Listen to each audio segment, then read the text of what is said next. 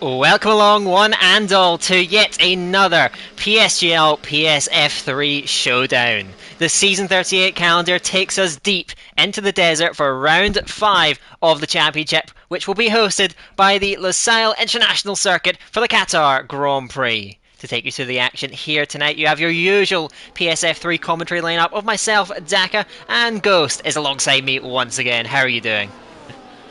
I'm doing well, Daka, I'm doing well. Good to come to such an open circuit. I think we'll touch upon it later, I'm sure, but you know, there's going to be a lot of DRS trains, a lot of overtaking for sure, but also patience. So it's going to be an interesting race to watch, and I think it's the perfect one to end us off this first stint of this season before we go into our first break week, as it's really going to test the resolve of the drivers all sitting in a train for quite a while. So it's a good one to end off on, and then of course we've got Monaco after the break. So yeah, I think a break is going to be well needed and much deserved by the drivers who've put on a great championship so far, and I'm looking forward to commentating the continuation of it today. Echoing all of those words on my end as we look forward to the rest of this qualifying session just about to kick off now. So plenty of drivers, everyone out there on the track. Lolo in the Ferrari is going to be the first driver over the line, opening up that DRS and kicking it off. Let's see how this Ferrari man tackles the full force of this Lusail International Circuit at Qatar. Into turn 1 then, 5th gear for Lolo, but a little bit too much on the curb there. Lost the rear as he went through the apex, and now into turn 2. Got to get really wide on the exit. There's a lot more track than there seems to be when you hit the apex, and now into this tricky double right-hander of turns 4 and 5. There's so much more pace that you can get than it seems like through those corners. That's the story of a lot of corners on this circuit. Now to one of the slowest corners on the circuit, it's turn 6, straight through there and into this long turn 7 that seems to never end until you can finally open up into the 2 flat-out corners here, and now through into turn 10. Left-hand side hits the apex very nicely, does Lolo, and gets very wide on exit as well. Very nicely done from the Ferrari. And now 3 right-handers that are all flat out if you're brave enough for the last one as well, but they should easily be flat out in quali, and it is. Is he flat for turn 15? That's the big question. He is indeed. No lift at all from Lolo through that tricky turn 15, and finally the last corner, turn 16, down the brakes into 5th gear, and using all the ERS that he's got left to go over the line. It's a wow, fast 7 from our pole man last week. That is very, very fast. As always, Lolo seems to love that banker lap. Alex Marciano is nearly 2/10 slower. Tom, though, a 20.5. That would have been good enough for pole last season. NLR Tom storming to the top of the timesheets. Can anyone get near that? Fleddy is 3rd in the Mercedes as the V-Carb of Galaxy Slayer goes into P5 on a 20.9. And this has been a theme, I'd say, of the early part of this season. Just absolutely stonking banker laps coming from who knows who at this stage. But as Nick goes 3rd in the Williams, good lap from him, just goes a fraction behind Lolo, also on a 0.7.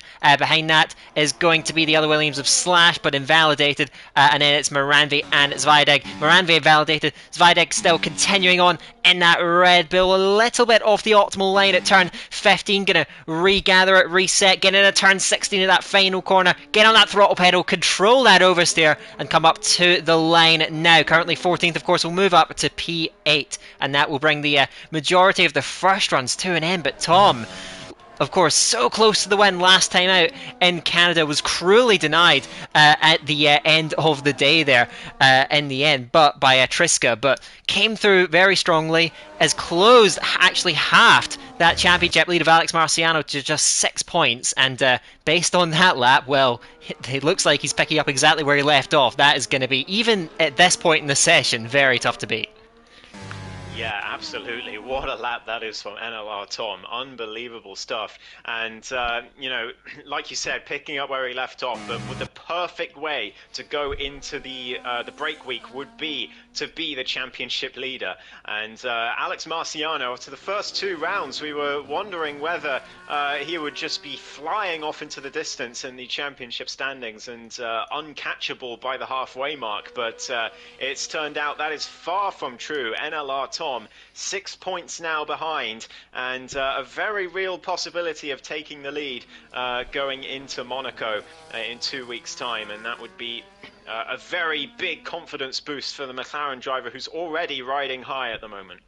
Absolutely, he's not finished off the podium this season, not once. But I did mention how he just missed out on the win at Canada. That was by courtesy of Triska, who unfortunately isn't here tonight with that incredible comeback drive. He is. Oh, he is here. Sorry, in the Alpine, my mistake.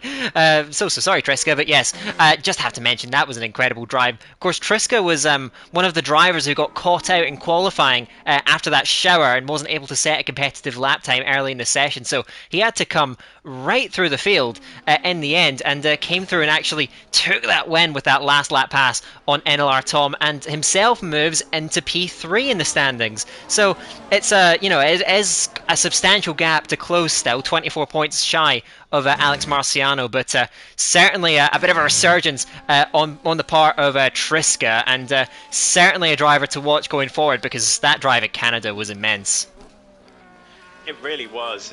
We're still early in this season, but that's definitely going to go down as one of the drives of the season, if not the drive of the season when we get to the end of it. It's certainly the drive of the season so far, at least for me, because just the way he came through, the way he turned slowly from a podium chaser to a dark horse for the win to a favourite for the win.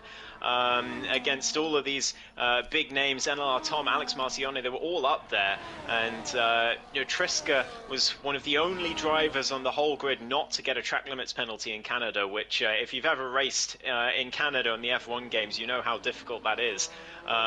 Same for NLR Tom, so they both deserved the win, but Triska beat him to it, and it was a crucial win as well, getting himself closer to the top runners in the championship. So we'll see if he can mount a challenge, but he's got to do better in this qualifying session at the moment, sitting down in P10 as his teammate Nappel goes up to P5 just as I was riding on board with him.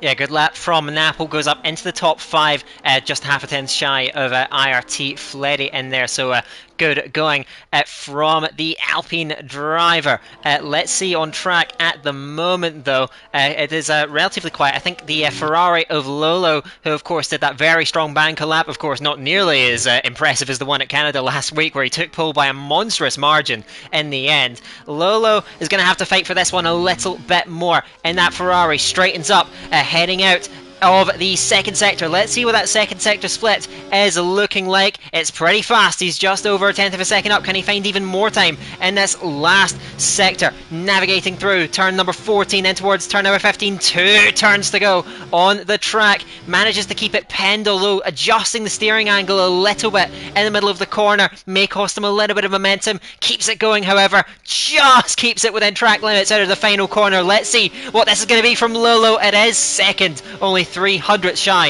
of NLR Tom, who holds on for the time being, but there's drivers stepping up to the plate increasingly. Alex goes into third, improves, and gets himself into the mix as well, and Triska goes into 7th in the Alpine on 120.8, and it's that man again, NLR Tom, who only by a slender margin increases his advantage at the top of the timesheets, under the 80 I should say, in a half second mark. 120.480. That is extremely strong from NLR Tom, but they have drawn a little bit closer to him in these second runs at least.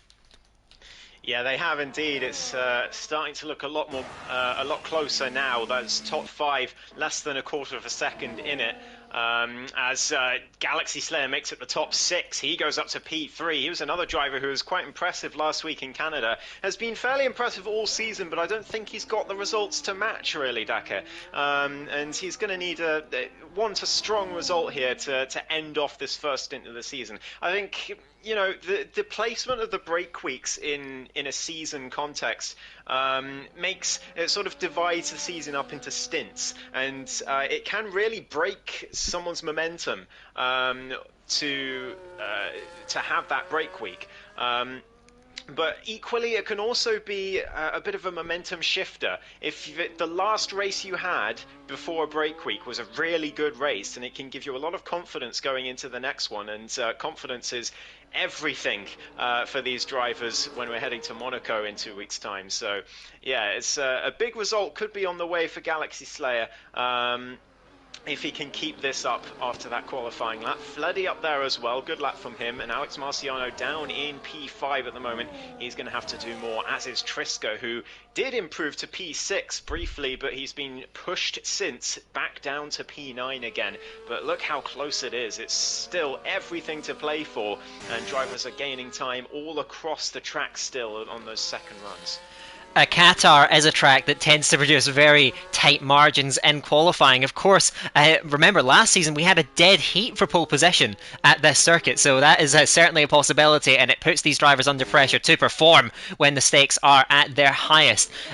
You did touch on Galaxy Slayer, and well, there's one thing that you can't deny with Galaxy Slayer is the qualifying pace. He's been consistently up there in every qualifying session, essentially all the way throughout the season. He hasn't finished on the podium as of yet, which I find very surprising, but certainly opportunities to come, I would say, for the Spaniard in future rounds. Certainly a driver to keep an eye on, and in this qualifying session, only just over a tenth of a second off of pole position. Further around the track, the Mercedes of Mattia Manga is coming up to the line at the moment. 120.9 goes into P10 at the moment then, as Zvidek behind in the Red Bull is flying around too, and that was the Aston Martin of Lakito, actually, I believe, just getting a lap kicked off, or was that finished? He's done a 121.4 at some point, but invalidated, I do believe. No valid lap time on the board yet for Lakito, the former PSF2 driver, as Zvidek comes up to the line in the Red Bull. Currently the slowest of the drivers, moves up off that spot with a 120.906, and continuing to condense all the times in this qualifying session. Such an intriguing prospect out there. So Tom, still on top, but by a much smaller margin than before, and there's a lot of drivers now getting out onto the track as we tick towards the final 5.5 minutes. The action, I don't think, is going to relent from now until the flag goes out to call this session to a close. It's going to be electric. That is a very surprising time that's just shown up on my timing screen. I think that's why Lakitu has invalidated, but he did go purple in sector 1, and I was quite surprised. You know, no disrespect to him, but I wasn't expecting him to be quite that far up. But I think that might explain it, an invalidation in that sector. Napple was finding a lot of time in sector 1, but he lost everything in sector 2, and well, only a 16,000th improvement in the end. Same for IRT Nick, gained a lot of time in sector 1, lost a bit in sector 2, but he's still on for a big improvement here. Could be getting himself up into the top 3, but not anymore. Invalidation at the penultimate corner there, and he's going to be frustrated with that into the pits, but that could have been a huge improvement for the Williams driver. But someone else has just gone purple in the first sector, and it's none other than the championship leader, Alex Marciano. 6,000th improvement on his previous best in sector 1, but it is purple as he heads into the middle sector now. Just one corner to go until we find out how his sector 2 has gone. He's coming to the sector line now. Let's find out as it comes up on our timing screen. Whoa. 2/10 up, and Alex Marciano could be going for pole here. Coming out through that final sector now. It takes a lot of that inside curve at turn 14. Turn 15's next. Keep as much of the momentum as you can through there. Keep that throttle pinned hard to the floor, and then flicking it in to that final corner. 5th gear, opening up the throttle pedal. Keeps it within the white lines cleanly. If he can find even more time in this last sector, it may be pulling it is Alex Marciano. Provisional pole for the moment, away from his championship rival NLR Tom. So Alex goes fastest by a margin of just over 0.03 of a second. Galaxy Slayer was going fast out there, but he has invalidated that lap. Triska has moved up to 5th in that Alpine Good lap from him in a session that's proved difficult so far up to this point. Geppo has dived into the pits in the V-carb, and Slash is circulating off the pace at the moment. So Alex comes up through. Well, maybe we were fools to doubt him. He goes to the top at the moment, but well, we've got a total, I believe, of I'd say about 12, 13 drivers sat in that pit lane, now heading out onto the track. Alex has that lead, but Tom has looked so good in this session. You're seeing the top two in the championship go at it in this qualifying session. Yeah, we absolutely are, and yeah, like you just touched on it, an extremely important lap from Triska to get himself in the top 5. Given how close these margins are, I mean, just look at those times on the board. It's so important for him to get that lap there, because now he's got a very good delta to base himself off of in the top right of his screen when he goes to his final run. I'm assuming he's going to go for one more run, but he may not do. He's just coming into the pits now, 2 minutes 20 to go. It's going to be very close whether he gets a final run in, especially being blocked by his teammate also coming in the pits at the same time. But he finally does get in, and yeah, I'll keep an eye on him if he gets over the line in time. I don't think he will, to be honest, but plenty of drivers coming out now. 2 minutes to go, and the final run's about to get underway, Daka. This is a complete lottery for pole position here now. Any one of that top 6, I reckon, are in with a shout. Perhaps Nick as well, because he was shown flashes of pace earlier.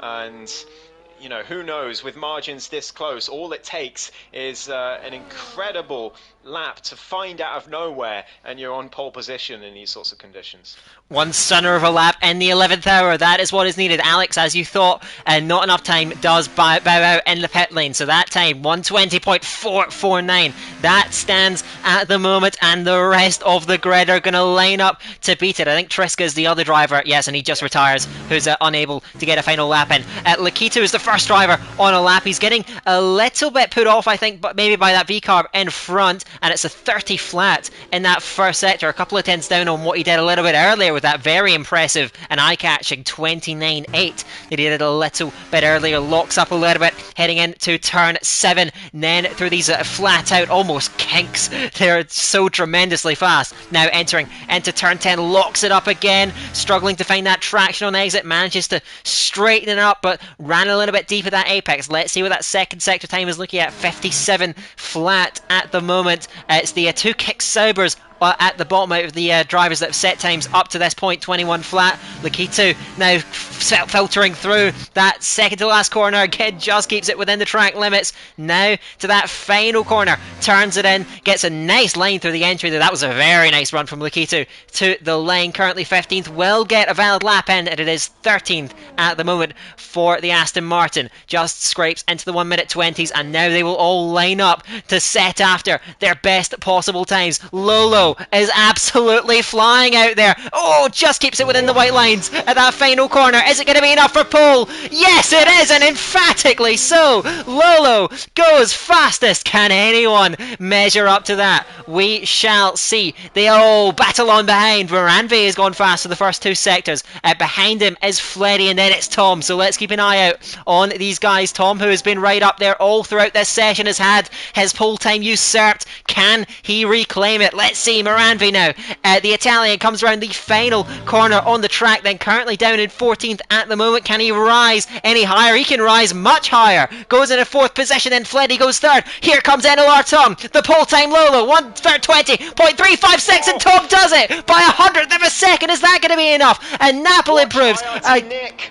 IRT Nick coming up to the lane in that Williams. Let's see what that's going to be at the moment. Nick comes up to the lane. It's 5th on a 20.4. Let's see, is there anyone else? Mattia Manga is not going to go faster. Galaxy Slayer is finding some time out there. He has plummeted down the order in recent laps with all these fast times coming in. Then the V-Carb takes the shortest run to the line, takes out the DRS board, and goes 6th position on a 1:20.5. Slash bows out with a valid lap, and I think that's going to be it. Tom snatches it away from Lolo. That was such a battle between those two. 1:20.3 the pole time, that is.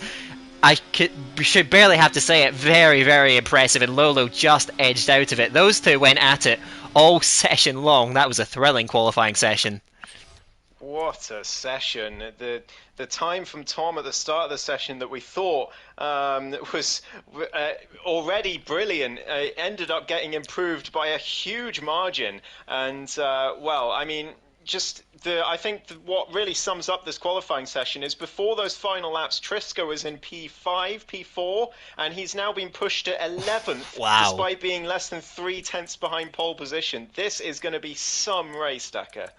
Oh, I cannot wait to see what it has in offer. The top 11 covered by less than 3 tenths of a second. As I said earlier, Qatar is a track that breeds small margins in qualifying, and you've seen the brunt of it there. Now we move forward to the race, and well, you alluded to it a little bit earlier, the way racing tends to run around here, because it's a track where everyone is quite evenly matched in terms of pace, I would say. Well, that session is enough evidence of that. You can get into that DRS train, as always, here on F124, and it is really a test of your ability to run with other cars in a close proximity. This track is, especially with all those fast flowing corners, makes it a challenge to run with other cars, and I think that's what you were trying to say, I imagine, earlier on, was the challenge in just racing at this circuit. It's hard enough to qualify here, but because you do tend to get a lot of drivers running in close proximity, it can make keeping your focus up throughout the entire duration of the race a very difficult prospect to behold. So that's what these drivers are going to have to put up with. Yeah, and there's no bigger symptom of a lack of focus than track limits penalties. We were talking about Canada being the track limits Grand Prix last week, and historically it is on these games, but Qatar has given it a mighty good go, I would say, in the last few years since its introduction to the calendar. It's so difficult around here because you have to push around every single corner. They're all high to medium speed corners apart from maybe one or two. And it's just so hard to keep it in track limits on entry and exit to every corner, especially when you're following other drivers and you're trying to push to stay in DRS, and it's just a real test of focus before this break week for the drivers. And yeah, we'll have to keep an eye on the track limits penalties because I would imagine there will be plenty of them. And if it's anything like last week, the drivers who don't have any are going to be the ones who profit big time by the end. Absolutely. I mean, last week we saw Lolo, who had made that mistake early in the race, was way out the back and out of contention in the race. Late safety car brings him back, and he ends up finishing third as a result of keeping it clean while others were picking up those track limits penalties. I wouldn't say Qatar is quite as extreme as Canada. Probably similar to Kota earlier this season, which was also a race where we saw tons of track limits penalties, which really shook up the order. So that's something that we've got to keep an eye out, certainly, especially when drivers tend to run so close for so long at this track. So, yeah, we will certainly be on the lookout for those track limit penalties and how they can impact the race. Let's talk strategy for a moment, though, Ghost. I'd say, it's the usual medium hard or potentially hard medium, but I think one thing that's very important here at Qatar is the pit lap and how easily you can move up or down a train depending on when you decide to make that pit stop. I think that's very important because just to try and maintain or gain that track position out there. Yeah, absolutely. I think a big common theme, I think, in Qatar races on these games is a first stint where everyone is extremely close. It's a long DRS train, and then the pit stops start coming in, and depending on the groups that pitted on certain laps, they all split up into a few groups after a big long group at the start. So we could see that happen today. We could see the race split up into groups and then them sort of converge on each other if the second group works together to catch the first. Or if the first group has some squabbles over the higher points paying positions. But ultimately, I think that's probably what we're going to be looking for today. And like you said, the pit stops are key. When do you pit? Where do you try and get the undercut? Do you wait for a better opportunity? Do you wait for a VSC or something like that? Very rare around here because the walls are so far away from the track. Or do you try for the overcut perhaps? And if your tires are still doing well, it's a dangerous game with pit stops in Qatar. You can easily do something correctly one race, and then the next race you do the same thing, and it's the wrong thing to do at this track. So, yeah, I think the drivers are definitely going to be thinking on their feet as they drive towards the middle part of this race, because there's not that much difference between the two tires in terms of raw pace after the first few laps. So yeah, big decisions are going to come the way of the drivers in a few minutes' time. Yeah, adaptability may be the key word there. And of course, well, in a track where it seldom rains, adaptability isn't really the theme that you look at. But I think it is certainly, as you said, very important because there's no real set approach to this race. You really have to be flexible in your strategy. And that's what these drivers are going to have to be all watching out for. So while we have a bit of downtime, I will just give a quick word for PSGL's sponsors. PSGL is, of course, sponsored by GT Omega. And of course, down below you can see a link to their site in the video description. If you decide to purchase anything from their site, you can use the code PSGL at checkout for a 5% discount. We are also partnered with Sim Racing Centre, or SRC if you do prefer. If you're in need of setups or coaching on the F1 game, then SRC is just the place to look. They are also down in that video description, and there is a 10% discount on all their products at checkout using the code PSGL. Make sure to check it out. We are now getting ourselves loaded into the lobby, so 29 laps of Losail are in front of us, Ghost, and I think it's something that you've brought up a couple of times throughout this night, is the presence of this break week ahead of Monaco. Does that change the way that these drivers are going to approach this race with potentially having that break week in mind, or do you think it's just going to be all the same out there? I think that's definitely. I don't think they can really get it out of their minds. It will definitely play a part in the mental game here, especially on such a focus-heavy track. But yeah, particularly with Monaco being the first one after the break, you really want some momentum heading into it and some confidence. And like I said before, if you end the last race before a break week on a high, then it can really help you, especially if you've had a poor stint leading up to it. For example, if Galaxy Slayer got himself a podium today, that would be a huge momentum boost going into the next part of the season.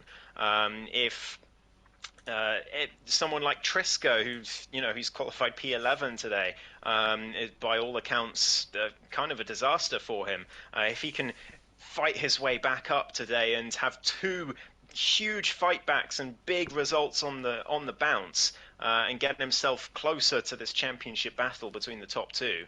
And again, that will give him a lot of momentum. So I think definitely some specific examples of people for whom this race is going to matter a whole lot more. But for most, I think it will probably be a little bit of the same, but I think there are some stories to focus on here that are going to factor into the mental game of some of the drivers. We've had only 4 rounds, but we've certainly had enough time for this season to take shape and for those storylines to have formed, as you said. So we've got to be on the lookout for all of that. And yes, the momentum that you want to try and carry into that break. You want to end it on a high note, but that's the same for all these drivers, and they are all going to be going for it. So I don't think it's going to change much in the action. I think it's going to be just as furious as it always is here at Qatar. We should be very, very close to the race start. There should be any second now. Something I've never done before, actually. Ghost, I'm going to come to you. Who do you think is going to win this one? Oh, it's in a prediction, are we? Sprung that on you. I feel like Alex Marciano is going to return to winning form and take the W today.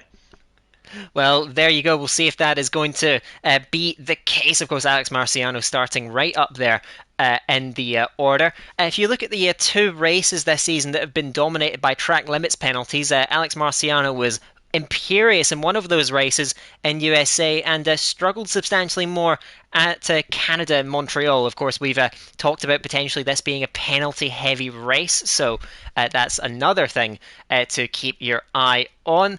We're now at the specified race start time at the NLR Tom, the tier ahead set out, so it should be any second now. The drivers making their final preparations out there at starting tyre, fuel loads, and just getting themselves in the right headspace to take this on. It is not the most difficult turn one and first lap, I would say, to get through, but certainly the drivers are all going to have to be wary. At the very least, there's no major pinch point, no major slow corner, so they can get through cleanly, and of course these drivers are all very capable. Let's see how they'll get on though. For the Qatar Grand Prix at round 5, we have 5 lights!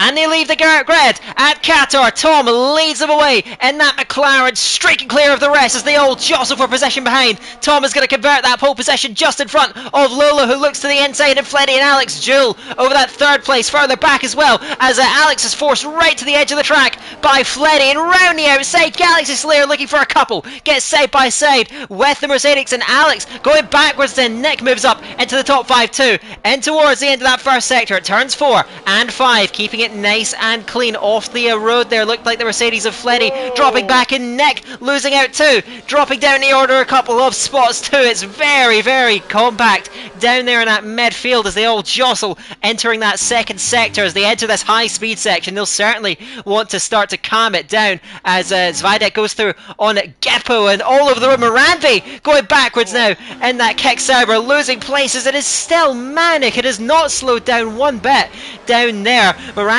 and Napple exit turn 10 and 11 side by side. Triska and Geppo too, so still going at it. Further back then, Triska, championship contender elect, trying to fight on. Geppo has got serious front wing damage in that V-carb, losing out, and I think it will finally start to settle down. What a crazy first lap that turned out to be, but fairly calm at the front with Tom leading from Lolo.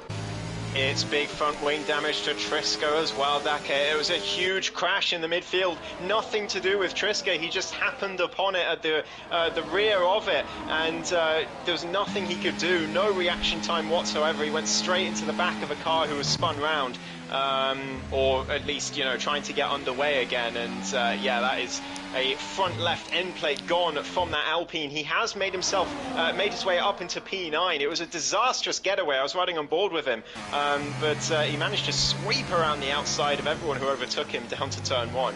And he's back up into 9th now, but yeah, that front wing damage is going to be hugely detrimental around this circuit, and he's under a lot of pressure from his teammate already. But look who's these two, Zviadek and Lakitu in P7 and 8, are 5 and 6 positions respectively.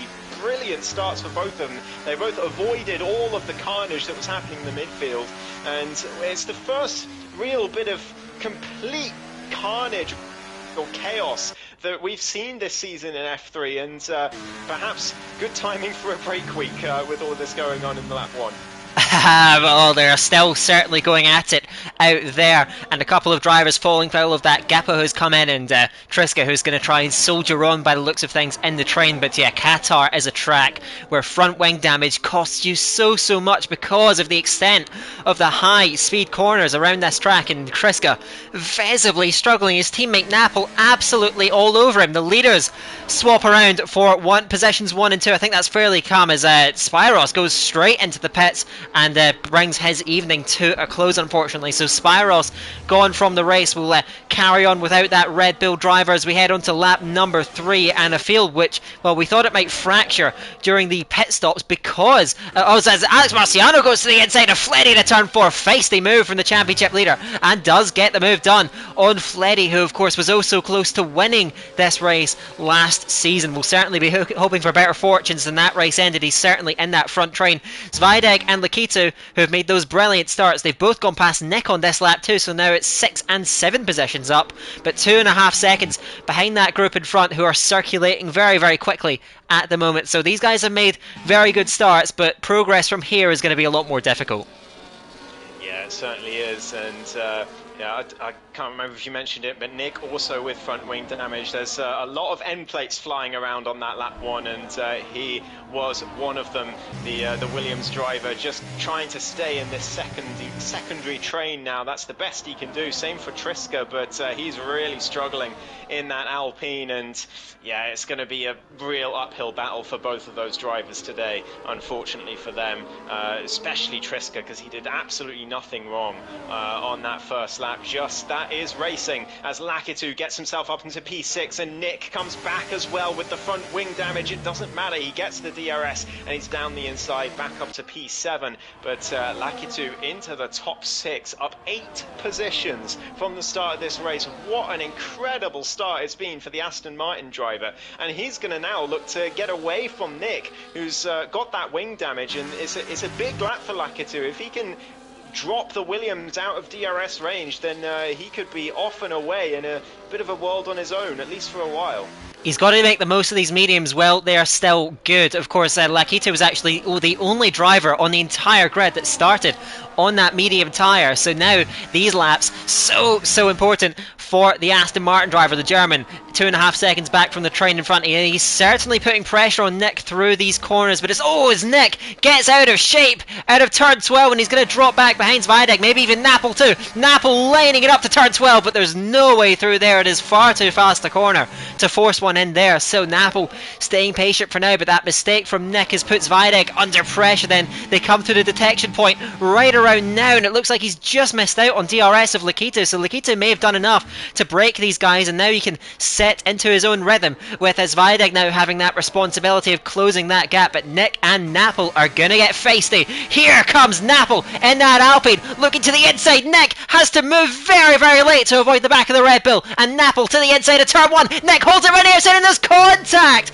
between the Williams and the Alpine. Napple half spinning it, manages to save it. Very good job to keep his car pointed in a straight line, but losing out in that contact with Nick, and Zvidek now trying to get back involved and reclaim that 7th place. But all this is helping Lakitu immensely pull out that gap, move further into a world of his own, and well, this lower midfield, they have been absolutely going at it. No signs of slowing down, and seemingly with no eye for the long game. These guys are just absolutely hammering at each other out there. The top 5 are streaking away. They're feeling very comfortable at the moment. It was another swap for the lead on that previous lap, but no drama at all, just with the DRS. But this midfield group, the tension is rising seemingly every lap as Napple and Zvidek nearly come together again there through the left-hander as they head into this triple right now. No overtakes going to be made here, but it's all about being able to follow, and Triska's still there in the meantime, thanks to all of this battling that's happening. I think his goal here now is going to just be get as many points as possible. It's going to be damage control for him today, but Mattia Manga looking to make that even more difficult for him as he heads down the inside into turn 16. It's a great move as there's a mistake up ahead from IRT Nick, and he's going to get absolutely swamped by 3 cars heading to turn 1. Feimer Anvi looks to find his way through as well, and does, and it's Napple who gets into P7 after all of that, past Viadex, past Nick, and he's now at the head of the pack, but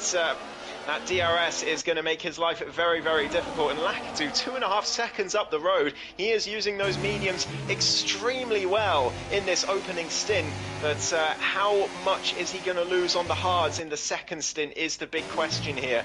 As the top 2, by the way, swapped again. Nick and Mattia Manga once again side by side, and there's some Mercedes around the outside this time as he makes the move on the stricken Williams. And now Nick and Triska both with front wing damage down out of the points, and like I said, well, it was looking like a long way back for them a few laps ago. It's looking like an even longer way back now.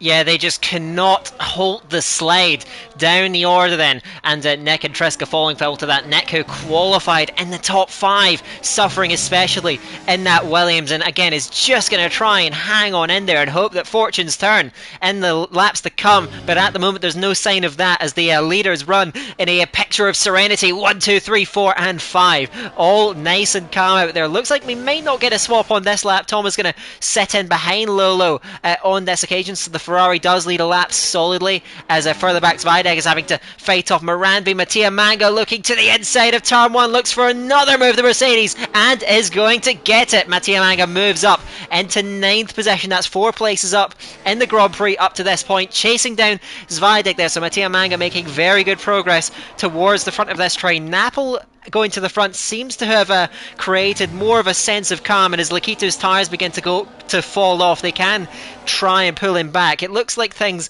well, maybe I'll hesitate to say they are calming down. I think they could all kick off any second now, but Napple's gone to the front, seems to have really strong race pace in that Alpine, and is kind of just pulling these guys along now as things start to ease finally in that midfield group. Yeah, he's charging after Lakitu. 1.7 seconds now is the gap. It was 2.5 just a lap ago, and that Aston Martin starting to struggle now for the raw race pace. He was really profiting off of all the battling, and he made his way through, but I think now Napple showing his true pace to be a lot faster than the Aston Martin, and he's dropping off the top 5 as well, 3.1 to them. And Lakitu needs to find some decent laps now in the latter half of his stint.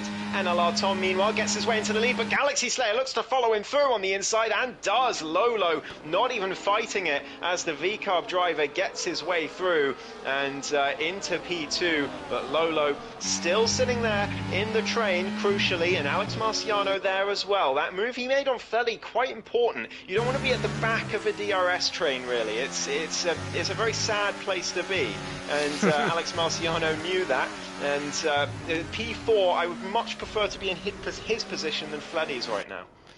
Yeah, he does certainly have angles of attack, but I think for the moment he'll probably, along with Fleddy, I imagine, want to just try and stay in it, maybe try and get into that pit phase. We've mentioned how important pit stops can be. We're not near the pit window just yet, but it is certainly a consideration we're going to have to make in the future. Lolo, though, does seem to be under a bit more pressure. Alex really hassling him through this middle sector, keeping very close behind the Ferrari, who manages to just hold on to that podium for the time being, but Galaxy Slayer has moved all the way up 4 places, now runs in P2 from P6 on the grid, chasing down Tom for the lead, and has pretty much a full battery. Galaxy Slayer looking very impressive on race pace, and certainly a figure in this front group. We're seeing, not up the field, but down the field, we're seeing plenty of penalties being picked up by some of the drivers, and that could plague these guys up front just as much, so keep an eye out on that. They seem to be running nice and smoothly, though, in that lead group. Galaxy Slayer closes up right to the back of Tom, and Lolo nearly into the back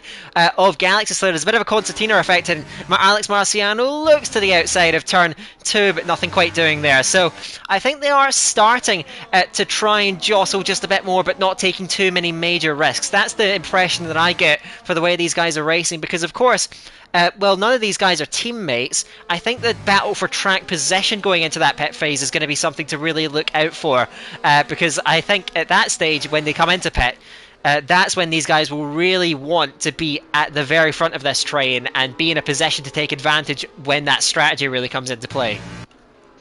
Yeah, absolutely. When are these guys going to pit? Are they going to decide to go for the undercut? That's the big question. And when is the undercut going to be? How early do you go? That's the other question, because if you go a little bit too late, then you could get caught out. And meanwhile, the secondary DRS train has a new member, but not from behind, from the front. Lakitu has fallen back into the clutches of CPI Napple, who is now in DRS range, and there's a time penalty to the German's car as well. So he's got a lot of work to do now. He used those medium tyres very, very well in the first 5 or 6 laps, but now he's going to be under a lot of pressure, and here comes Napple. He's surely going to get this move done, but we cut to the front because we have a new race leader. It's Galaxy Slayer who takes the lead from NLR Tom. A simple move with the DRS, and that is the first time he has led this race. Lolo and Alex Marciano and Fleddy all just watch and wait at the moment. When are the pit stops going to come in? I do wonder. Alex? Napple did make his way through. Alex Marciano on the inside of Lolo. Oh! He's lost the rear through turn 6. I don't know how on earth he's managed to keep that car on the circuit. It's a brilliant save from the championship leader, but he has lost a place to Fleddy. Loses the rear again through the next slow corner, and there's a he's going to be gutted with himself for that, because he had a real opportunity to take that place. It would have been so difficult for Lolo to hang it around the outside there. But Alex Marciano back down to P5, just where he didn't want to be after that brilliant overtake on Fleddy earlier. It's all been undone. But he is still in the DRS train, he's still in the mix, but he is going to be a little frustrated with himself for that one. Certainly viewing turn 4 as a happy hunting ground. Went very forceful there and just, lost that rear end. He's lost the rear a few times actually on the lap since then. I wonder if his rear tyres are okay. At the moment there's still, you would think, a few laps to go at least in this stint, but Alex now relegated to the back of this train. Napple is taking the front of the train behind, gets a big snap of oversteer out the last corner too, and Lakito is in a position actually to try and repass that Alpine if he wants to, and yes, he is going to pull to the inside towards turn 1 and reclaim that 6th position away from CPI Napple, whose charge is once again halted. He gets very close towards turn 2 in the end, is just going to sit in. No, he finds a lot more grip on that inside. Lakito blasts a bit of the battery to stay out in front and keep hold of that 6th position. These guys going at it in Napple's pace when he got that clear air did look very competitive with that leading train, but losing out to Lakito, being held up to the first couple of corners. Napple has had a fairly faultless stint up to this point after the first lap, but weaving in frustration almost, or was that just to get temperature in the tyres? I'm not sure, but Napple losing out, but when he had clean air he did seem very fast, so I think he'll be frustrated with that little setback, and we'll try and work to get Lakito again, but a lot of pressure from Zvidek and Mattia Manga too, so Napple's race turning a little bit on this lap is going to have to try and get it together, because I do think he has the pace to at the very least hold that top 5 train. He was looking very good out in front. Yeah, definitely, he certainly was, and yeah, I think P6 has got to be the goal for all of these drivers in the secondary DRS train. They're going to need some luck to go any higher than that, because the top 5 are just streaking away, and meanwhile Galaxy Slayer is under pressure. NLR Tom to the inside and Lolo to the inside as well. Not much that Galaxy Slayer can do about that, and the Spanish driver relegated to P3 as Napple retakes P6 behind as well from Lakitu, as 2 5-car DRS trains now in the top 10 as Slash, Nick, Provatox and Triska. Nick and Triska in particular with the damage, they're going to need a safety car or something in this race. They're going to be gutted with how this has transpired. But 2.5 seconds between them and the points, and that gap is only growing, so yeah, it could be a long race for all these guys from P11 down. Certainly could be. That gap, I imagine, is only going to get bigger to the drivers in front at this stage.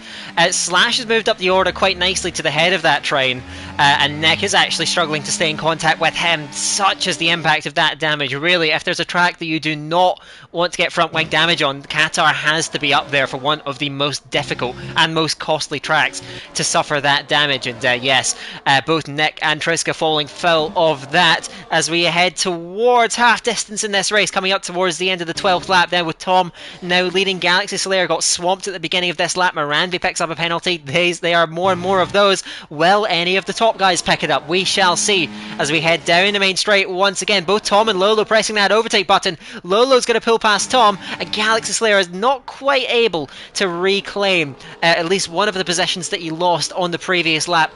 Napple is going to stay ahead of Lakito this lap, which I think is going to be very, very welcome news to the Alpine, who can try and get some separation now from this train behind, maybe fancying his chances in terms of pace as Lakito's tyres will begin to continue to go off in that Aston Martin, holding 7th place for the time being. And Napple now 4.9 seconds off the leading train, as Fleddy was getting a bit interested, I think, in Galaxy Slayer too. And I think these guys, they are running in such close proximity that if one driver gets a bit of a poor run through these corners, these guys, they may be keeping it relatively cool and calm and not taking major risks, but even still, if you make just even a minor mistake, it can put you under all sorts of pressure from the car behind, to all of a sudden be climbing all over your gearbox.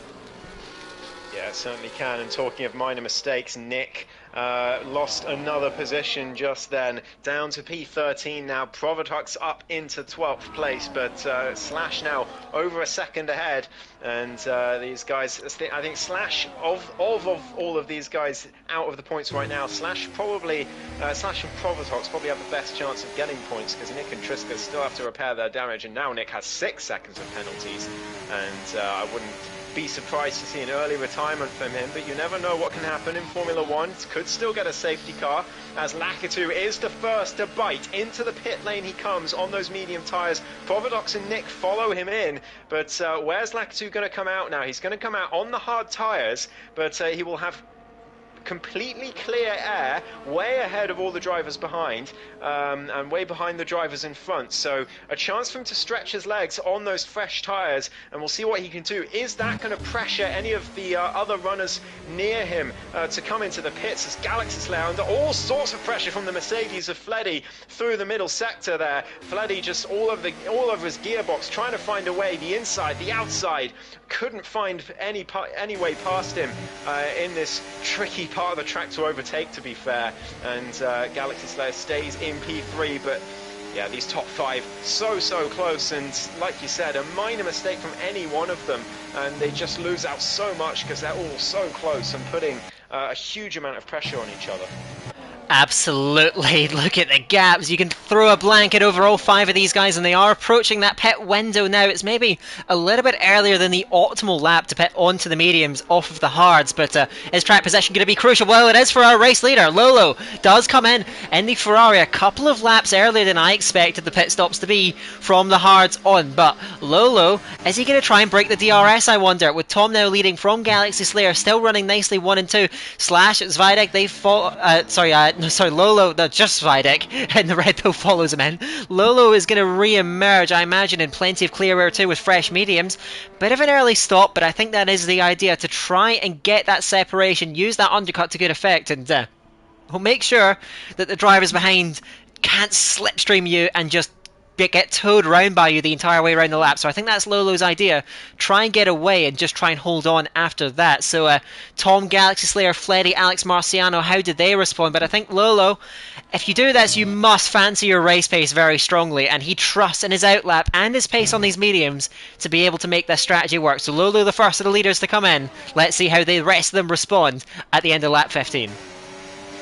This could be a very good move from Lolo if he can get this outlap nailed. Those top 4 now have got a lot of pressure on their shoulders. Do you come in? He's really thrown the gauntlet down, has the Ferrari driver. I'm surprised no one dived in with him, to be honest, but I guess they didn't want to upset their own plans. Tom coming through the final corner now. A little bit of a lock-up as he goes through. Galaxy Slayer loses the rear of his own car, but they all stay out, so none of them feel pressured by that Ferrari coming in early. And this could be a brilliant play from Lolo if he can get a 2-second gap on them or something like that. Alex Marciano, by the way, dives to the inside of Fleddy into turn 1. Side by side they go through turn 2 and 3 is going to be the next one. Oh, Alex Marciano just forced wide, but he stays on the track. Brilliant racing between these two. It's going to be inside again for Alex, and he's going to get deja vu from the last time he tried this, but this time he gets it done. Brilliant move from the championship leader, and now he's got his closest rival in points right ahead of him. Brilliant stuff from Alex Marciano, but how much time are they going to lose to Lolo? That's the big question. The Ferrari driver is putting in purple sectors as he heads into the middle sector now, or towards the end of the first sector. He is P9, 12 seconds to Slash. He's 1.5 tenths better than his previous best, and he is flying. So can he get that 2-second gap that he needs, or something along those lines, to the rest of these guys when they all pit, to make himself in a comfortable position to try and win this race? Now that dilemma continues for these top 4. Do you try and minimise that undercut, or do you try and create a tyre offset? Let's see. Surprisingly, none of these guys pitted on the last lap. There we go. Every single one of them charges into that pit lane. Alex nearly runs into the back of Tom, hitting his marks absolutely perfectly. Alex has looked so feisty in this group, being the driver most uncontent with that position. Looking to move up. All 4 of your race leaders dive in, along with much of the chasing pack too. Also looking to get off of those Lolo's tyres. Morandi in there in that kick server dives into the pit lane. Lolo fastest lap, emphatically 1:23.3. He is going to jump these guys easily. He is going to be far out in front. Look at this. Now onto the throttle pedal. Galaxy Slayer now at the head of this train. The gap 3.5 seconds, and that's not taking into account that tyre warm up that's going to have to come into play for Galaxy Slayer. So he got in front of Tom, did Galaxy Slayer, but he will not be pleased one bit with that gap. As I think that's Geppo's had a nightmare race up to this point, spinning out of turn 10, regathers himself in the V-car, but a long way down. But Lolo, my goodness, 3.5 seconds. If Lolo has pace to match these guys behind, it's not a gap that can be closed by a 2-lap tyre difference. I think this group behind now, more than ever, needs to try and relay and work together, because that gap for Lolo is monstrous, and a driver of his talent and speed, that's a daunting prospect for that chasing group.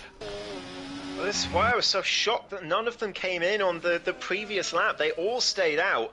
That is an early retirement for Gippo. He's called it a day, and I'm not too surprised by that, the way it's gone so far for him. But yeah, Galaxy Slayer 3.5 behind, and Lolo now is just got to put in these laps. There's 12 laps to go in this race at the end of this one, and he is going to be flying clear in clear air with no one in front or behind, really. And 3.5, can Galaxy Slayer or anyone possibly close that down? I really don't know, but are they going to regret not coming in a lap before? Tom stays behind the V-Carb driver into turn 1 on this occasion, but yeah, that 2-lap undercut, absolutely massive. Galaxy Slayer has closed down a little bit through the first few corners of this lap, so maybe Lolo's race pace overall not as good as he would have hoped, but of course it's still early days in this stint. 3.1 is the gap. Galaxy Slayer trying to close him down,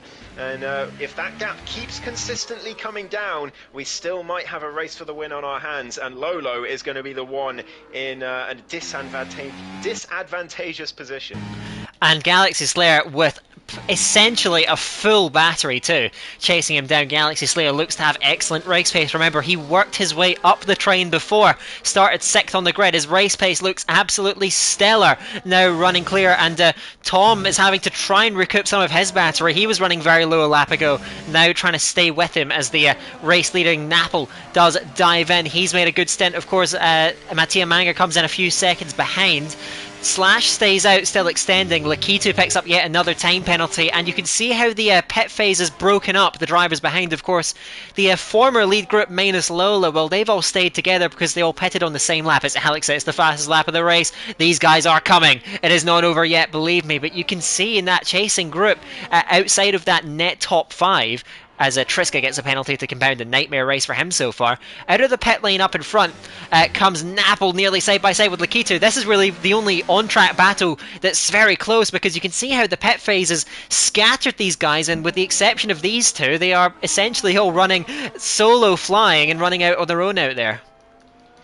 I think Tom, Marciano and Feli are going to be very happy to let Galaxy Slayer lead this pack at the moment. The way he is charging down the Ferrari. Penalty for Mattia Manga further back, but 2.6 now. He caught Lolo by 6/10 on the previous lap alone, and it's still coming down that gap, and Lolo, who would have been feeling very good about himself when he saw the gap as they came out the pits, is now going to be feeling the pressure, and the mistakes could creep in. That could have been a warning there through that corner. It was very, very close to the white line for the Ferrari, and the pressure now on as the gap continues to come down, and there is nothing more demoralizing or just more difficult to deal with in your head as a driver than a gap to the car behind coming down and down and down. It's so hard to deal with as Tom now pulls to the inside of Galaxy Slayer. So now we'll test his race pace.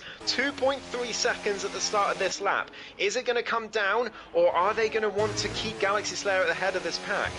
Well, let's see, Tom. Let's keep an eye out on that gap setting 2.2, Tom, 2.3 seconds. We'll see how it evolves. Galaxy Slayer relinquishes the head of that train. I'm astonished. Galaxy Slayer was leading that along, well, barely even draining his battery at all. But now, having been passed, he is under a bit more pressure, and Alex Marciano just pulls out a little bit heading into turn 7. Will certainly be honing in and looking for a way past that V-carb in front. Alex Marciano, who has been the most aggressive driver in this group by far, making moves into turn 1, into turn 4, trying to move up the order, occasionally failing and coming back.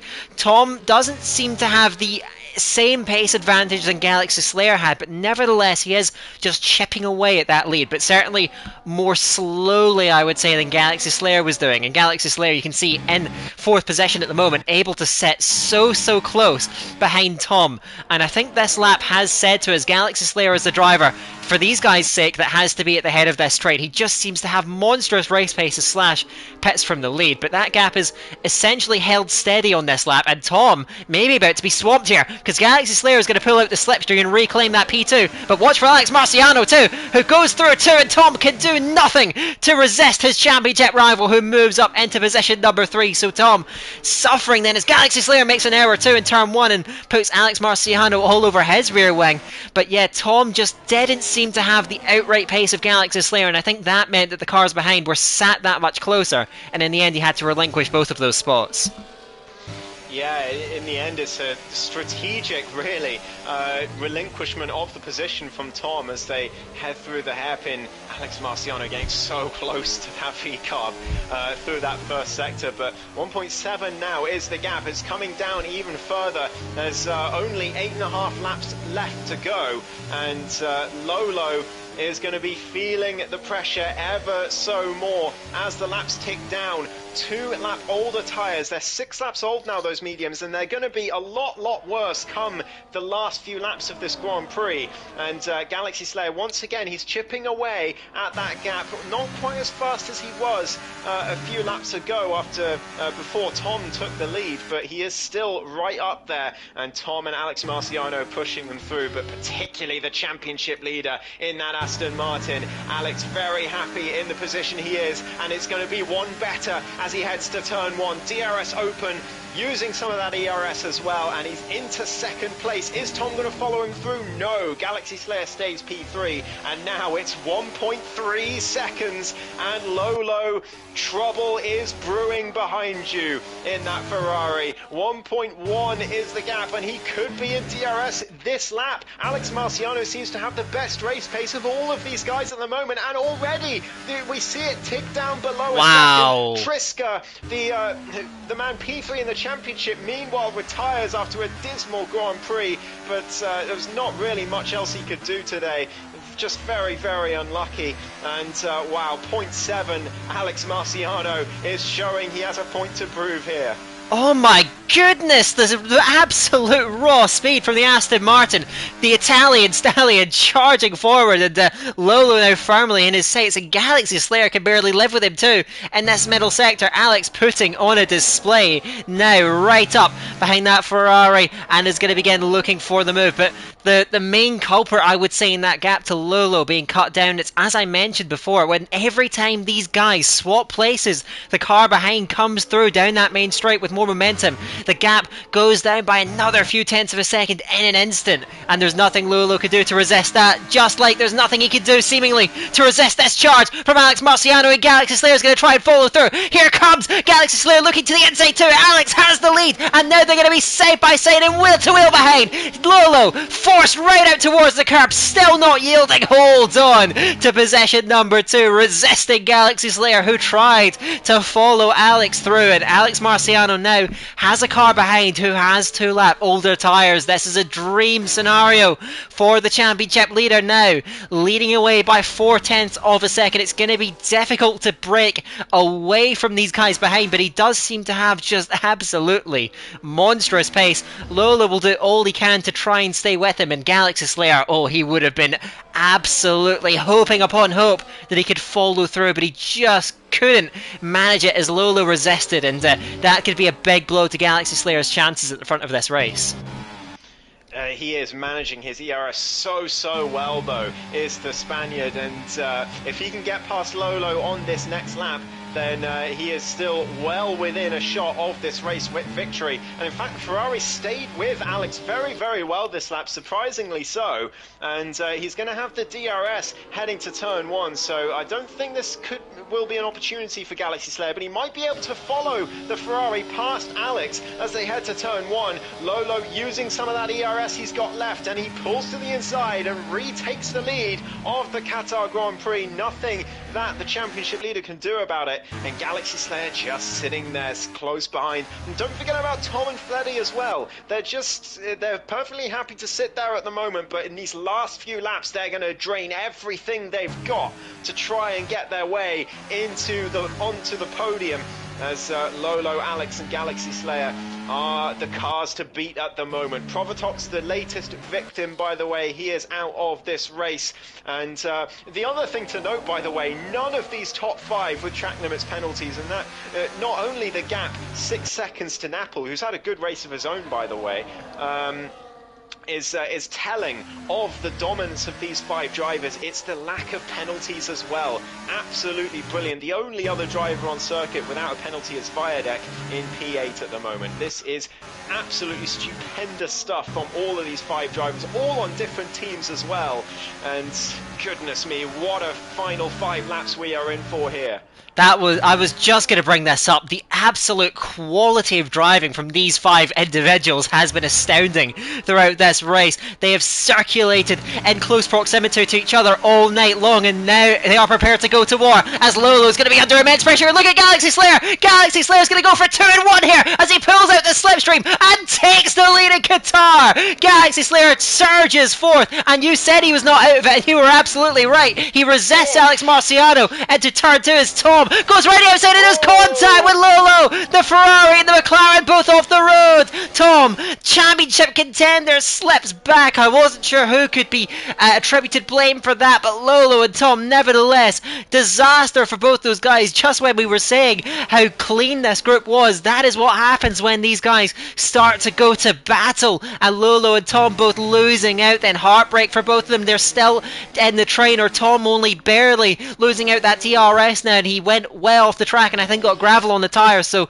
work to do for Tom now, down in 5th position. Fleddy, the big beneficiary though, now moves up to P3. It was always going to kick off at some point, and now on lap 25 we can firmly say that it has. They are all going to go at it now, nothing held back, no holds barred in this race as they come through with just now 4 laps to go, and Tom gets a penalty just to compound the misery on this lap. NLR Tom, a race that had been running so well up to this point, takes a turn for the worse for the McLaren, and now he's got to try and soldier on and salvage what he can, as they're going to swap the lead again, surely here.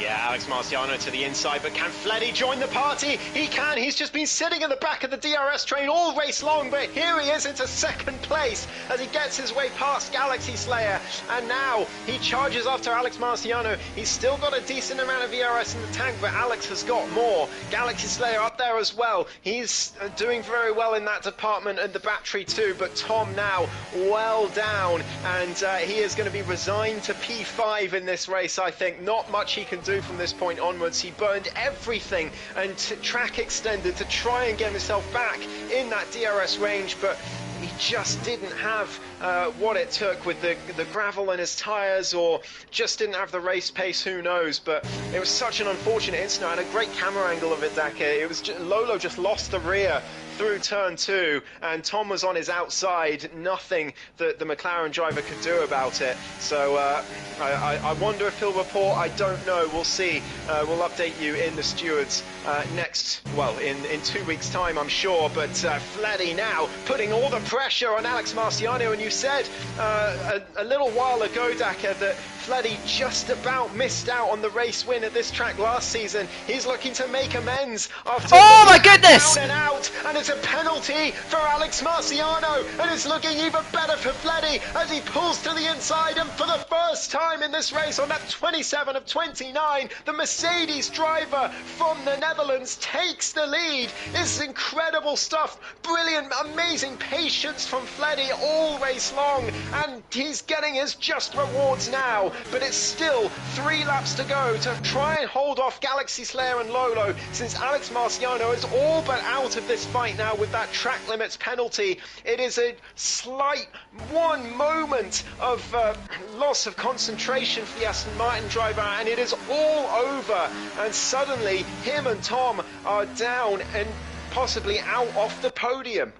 What a turn of events here, but we still have 2.5 laps to go. Fleddy's battery isn't the highest, so he is going to be on the defensive all the way to the flag. My goodness, Fleddy, who, as you said, will just remain patient and took full advantage when the cards finally turned his way. The Mercedes driver now leads so often, the victim of heartbreak in PSF3. Is this finally going to be his redemption story? But there is still a lot of pressure from behind. Alex Marciano, just like he did in Canada, is still going to try and hope to be a spanner in the works. Hope some of these guys pick up track limits penalties of their own. As Fleddy, you could see the desperation, immediately moves over to break that slipstream from the group behind. But Galaxy Slayer now closing on Alex. Alex moves late, and now to the outside Galaxy Slayer, but he's going to get boxed in as Alex lunges Fleddy into turn 1, and now they're side by side for the lead. The Aston Martin on the inside, Fleddy holding it, gets into turn 2, now has the lead again. Alex has to yield that one eventually. He made that move under pressure from Galaxy Slayer, who was charging, and Lolo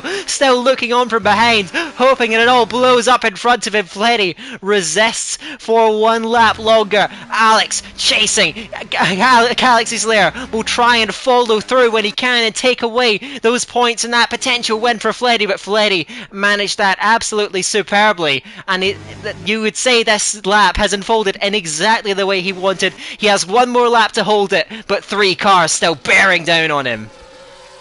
Oh, Lolo's going to be rubbing his hands in glee, watching how close they were to contact on that previous lap, and hoping that it happens. All goes wrong on the final lap, and he can sweep his way through. But equally, if it all does go wrong, can you imagine them all going out or all going off the track on turn 2 or something? Something happens, and NLR Tom find his way through. It's far from over, but Fleddy leads going into turn 1 for the final lap. He does the same move again. He tries to break the slipstream, but here comes Alex Marciano. Here comes Galaxy Slayer in the V-carb as well. He pulls to the inside. Fleddy's down to P3, down to P4 as Lolo finds his way to the inside as well. It's Alex who leads from Galaxy Slayer, but with that penalty, the Aston Martin's out of it, and Fleddy to the inside of Galaxy Slayer at turn 2. What about turn 3? They just about have to yield, but Fleddy's not done yet. He's out. He's really struggling in the RS department, but so are all of these drivers, and they push everything in to try and get this race win.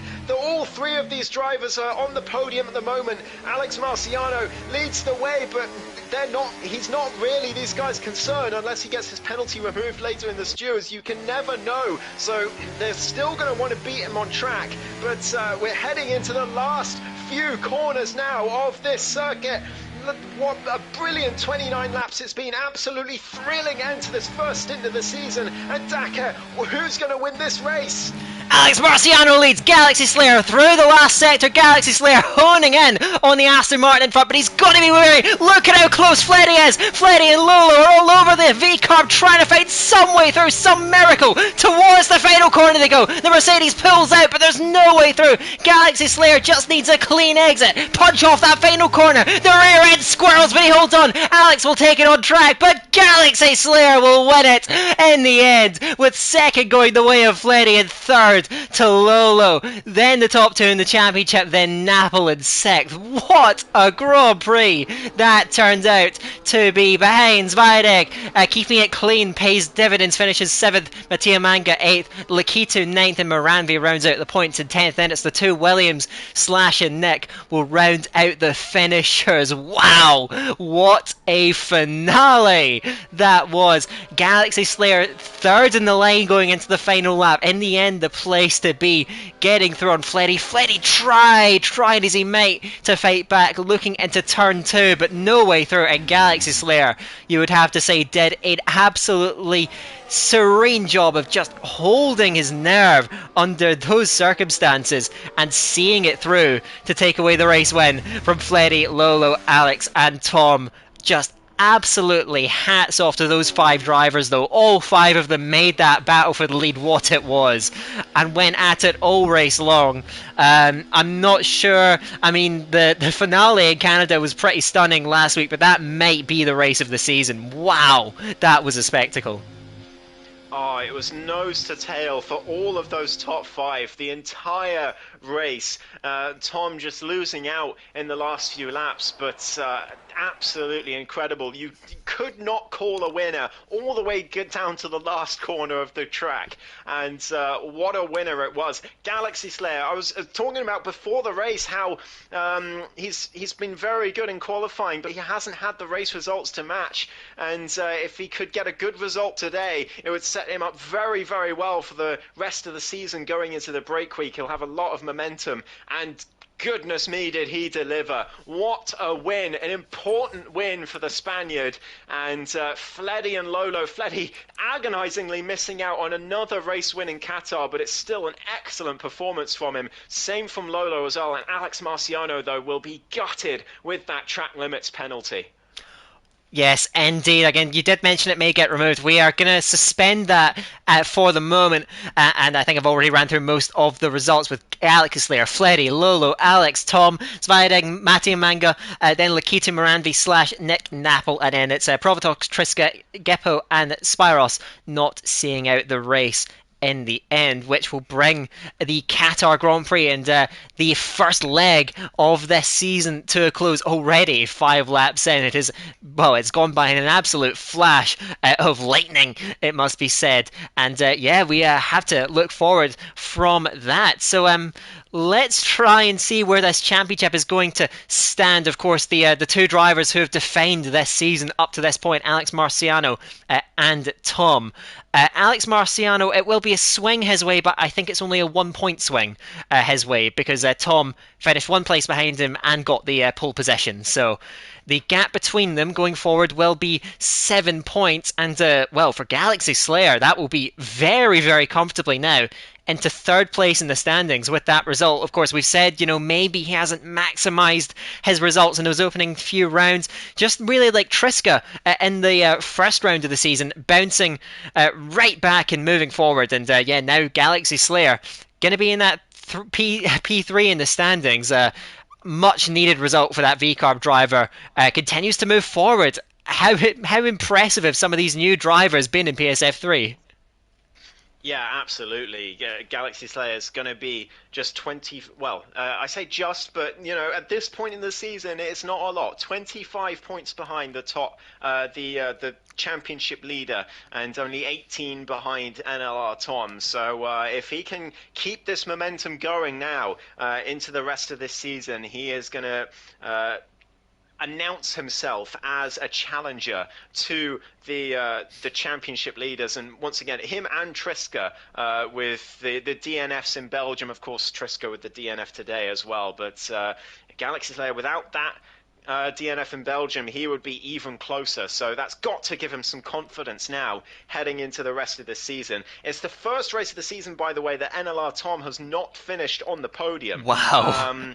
And I can also say that that contact with Lolo that he had, it gave him damage as well. So that's why he dropped off so much in those last couple laps. But yeah, he's going to be disappointed with this race because he was happily sitting in the train and he thought he could take advantage of the Lolo mistake. But what he didn't anticipate was another mistake from Lolo while he was alongside. And yeah, through the gravel he went. And P5 was the best he could do, but he's still very strong, 7 points behind, and this championship is it started out looking like it might be a bit of a blowout season for Alex Marciano, but the first 2 races have really not put an accurate complexion on how the rest of the races have gone so far, and it's looking very, very competitive as we head into the break week. Oh yeah, absolutely, and I cannot wait to see how the rest of this season is going to unfold. So as we've mentioned several times throughout this broadcast, we are going to have a I think a well-earned week off for everyone involved ahead of the daunting task of a 50% race at the Monaco Grand Prix circuit. So yes, certainly keep your eyes open. Of course, league racing at Monaco is a completely different kettle of fish from any other track. I think our conversation is going to be far different there than it is at virtually any other circuit on the calendar. But that'll be in 2 weeks' time, so you'll have to stay patient before we do get that one going once again. So I think that should be just about all said and done for the 5th round at the Losail International Circuit, the Qatar Grand Prix. Another word for PSGL sponsors, GT Omega and Sim Racing Centre. Everything in the description down below in the video if you want to buy any of their products. There will be discounts at checkout if you use the code PSGL. Well, that should bring this to a close. So 5 rounds gone in the season, still 7 left to go, and the first of those will come in 2 weeks' time at Monaco. Be sure not to miss that one at one of the jewels in the crown of the F1 calendar. So for myself and Ghost, it is goodbye for now, and until next time, in 2 weeks' time, we'll see you later.